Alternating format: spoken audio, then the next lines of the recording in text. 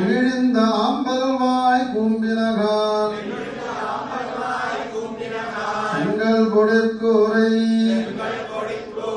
எம்பல் தவத்தவர் தங்கள் திருக்கோயில் செங்கிடுவான் போகின்றான் எங்களை உண்ணும் எழுப்புவாய் வாய் பேசும் நங்கா எழுந்திரா